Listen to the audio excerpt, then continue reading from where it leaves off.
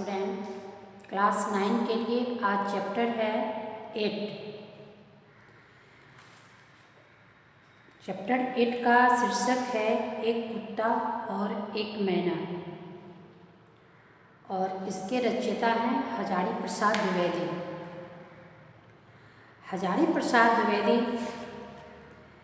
की यह रचना एक कुत्ता और एक मैना जो है वह रविंद्रनाथ टैगोर के जीवनी से संबंधित उनके मर्म हृदय स्पर्शी भाव को व्यक्त किया है कि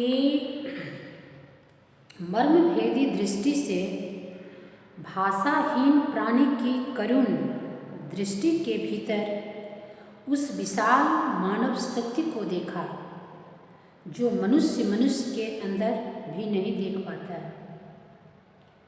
यहाँ उन्होंने यह वर्णन किया है कि रविंद्रनाथ टैगोर को पशु पक्षियों से कितना लगाव था और पशु पक्षी भी उनके मर्म हृदय स्पर्शी भाव को किस तरह से समझे हैं। उनके साथ कुत्ता और मैना भी किस तरह से पेश आया है, इस कहानी में यही बताया गया है। जैसा कि आप लोग जानते हैं, गुरुदेव शांति निकेतन में रहते थे, लेकिन वह अस्वस्थ अवस्था में थे, इसलिए उसे छोड़कर उनकी इच्छा हुई कि मैं कुछ दिनों के लिए बाहर चले जाऊं। स्वास्थ्य बहुत अच्छा नहीं था, इसलिए वो शांति निकेतन के पुराने 3 मंजिले मकान में कुछ दिन रहे। शायद मौज में आकर उन्होंने यह निर्णय किया कि वो सबसे ऊपर के तल्ले में रहने पर पहुंचने के लिए लोहे की चमकदार सीढ़ियां थी। वृद्ध और क्षीण बपू रविंद्रनाथ के लिए उस पर चढ़ सकना असंभव था। इस कठिनाई को देखते हुए उन्होंने वहाँ से अलग रहने की योजना बनाई। छुट्टियाँ थी, आश्रम के अधिकांश लोग बाहर चले गए थे। एक दिन लेखक उनसे स्वपरिवार सहित मिलने की इच्छा जताई।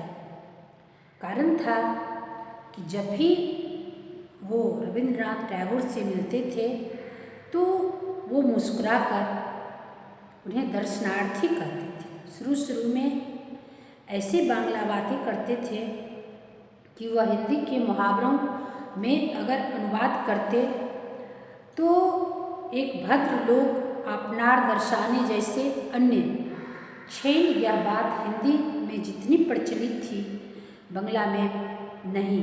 इसलिए गुरुदेव जरा मुस्कुरा देते थे और बाद में उन्हें मालूम हुआ कि भाषा बहुत अधिक पुस्तकीय है, इसलिए गुरुदेव ने उसे दर्शन को पकड़ लिया और जब भी असमय पहुंच जाते तो हंसकर पूछते, दर्शनार्थी लेकर आए हो क्या?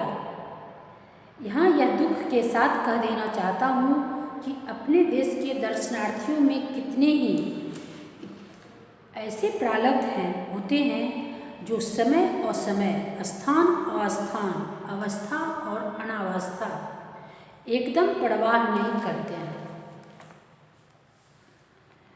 और रोकते रहने पर भी वह दर्शनार्थियों से गुरुदेव भीत से रहते थे। भीत का अर्थ होता है डरना। अस्तु मैं बाल बच्चों के साथ एक दिन श्री निकेतन पहुंचा और कई दिनों वहाँ देखा। गुरुदेव वहाँ बड़े आनंद में थे, अकेले थे, फिर भी उन्हें किसी की परवाह नहीं थी। वह कुर्सी पर बैठे चुपचाप अस्तगामी सूर्य की ओर ध्यान से स्तिमित नैनों से देख रहे थे और फिर चुप हो रहे थे। ठीक उसी समय एक कुत्ता धीरे धीरे ऊपर आया और उनके पैरों के पास खड़ा होकर पूंछ हिलाने लगा।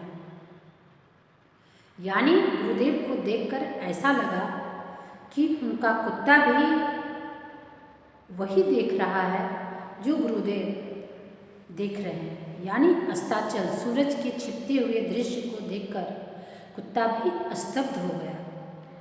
और इन्हें मालूम हुआ कि आश्चर्य की बात है कि कितनी परितृप्त उनके चेहरे पर दिखाई देता है। गुरुदेव को जब वह कुत्ता देखता था तो लगता था कि वह परितृप्त नयनों से देख रहा है, यानी हमें सब कुछ मिल गया। हम लोग उस कुत्ते को आनंद से देखने लगे। किसी ने राह नहीं दिखाई। उसने बताया, स्नेहदाता यहाँ से 2 मील दूर है, क्योंकि उन्हें पता चल गया कि अब गुरुदेव यहाँ नहीं है। और फिर वह पहुँच गया। कुत्ते को लक्ष्य करके उस आरोग्य में इस भाव की कविता लिखी। प्रतिदिन प्रातःकाल भक्त कुत्ता स्तब्ध होकर आसन के पास आकर बैठा रहता था। कहने का अर्थ यह है कि वह मूक प्राणी भी गुरुदेव के नियमानुसार अपने नियमित भाव को नहीं छोड़ा था, और जब तक अपने हाथों से स्पर्श से उसका संग नहीं स्वीकार करता, इतनी सी स्वीकृति पाकर अंग अंग में आनंद का प्रवाह भर उठता था। जब तक गुरुदेव उसको अपने हाथों से स्पर्श न करते थे, वह वहाँ से नहीं हटता था। लगता था कि हटने के लिए भी उसे स्वीकृति लेनी पड़ती है। इस वाक्यहीन प्राणी लोक में सिर्फ यही एक जीव अच्छा बुरा सोचकर भेद कर संपूर्ण मनुष्य को देख सका, इस आनंद को देख सके जिसे प्राण दिया जा सकता है, उस अहेतुक प्रेम डाल दिया जिसकी चेतना असीम चैतन्य लोक में राह दिखा सकती है। दोनों के बीच इस संबंध को देखकर लगता था कि इस मूक प्राणी के बीच जितनी भी इस पृथ्वी पर भावभंगिमा के साथ हम व्यक्तियों के साथ वार्तालाप करते हैं, उसका जो तर्क वितर्क होता है, उससे जब हमें संतुष्टि नहीं होती है या संतुष्टि होती है, तो जो परितृप्ति मिलती है वह तृप्ति गुरुदेव को उस कुत्ते के सामने रहते हुए मिल जाती थी। इसमें हजारी प्रसाद द्विवेदी ने यह भाव व्यक्त किया है कि गुरुदेव की जो भावना थी वह पशु पक्षियों से लगावपूर्ण था। यह प्राणपन आत्मनिवेदन को देखकर जिसने अपनी दीनता बताता रहता है, तब तक मैं सोच नहीं पाता कि वह सहज बोध मानव स्वरूप में आखिर कौन है। मूल्य आविष्कार किया इस भाषाहीन दृष्टि की करुण व्याकुलता जो समझती है उसे समझा नहीं पाती। मुझे इस सृष्टि से मनुष्य का सच्चा परिचय समझा देती है। कहने का अर्थ यह है कि जब हम मनुष्य को कुछ कहते हैं और वह हमारे भाव से संतुष्ट नहीं होता है, वह हमारे विचार से अवगत नहीं होता है, तो वह लगता है कि हमारी बातों को अनसुनी कर देता है। लेकिन यह कुत्ता भला देखो तो गुरुदेव की बातों को इस तरह स्वीकृति देता है कि उसका हर एक पल, हर एक कार्य लगता है कि वह मनुष्य की भांति उन्हें अवगत करा रहा है।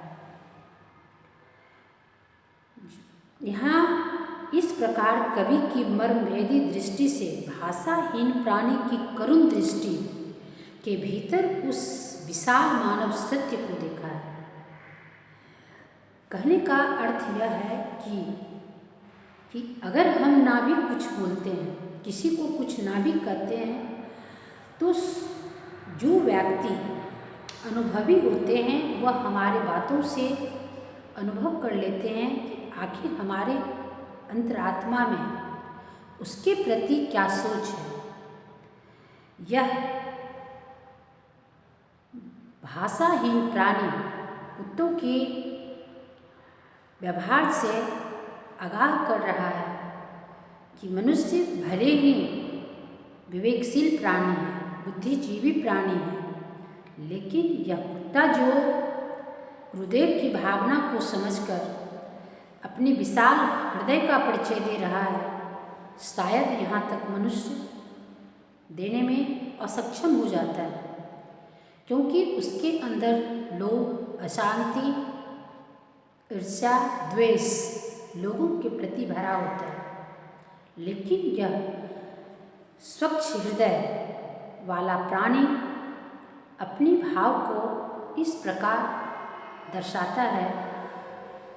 यह हजारी प्रसाद द्विवेदी ने कहानी के इस आधे भाग में दर्शाने की कोशिश किया है कि गुरुदेव को उस मूक प्राणी से जो लगाव था और वह कुत्ता ने जो उनकी बातों को स्वीकृति करके अपने भाव के द्वारा उन्हें परितृप्त करता था, वास्तव में वह मानव के सच्चे मर्म भेदी हृदय से कहीं बढ़कर है। तो धन्यवाद। अगले वीडियो में इसके शेष भागों को बताया जाएगा।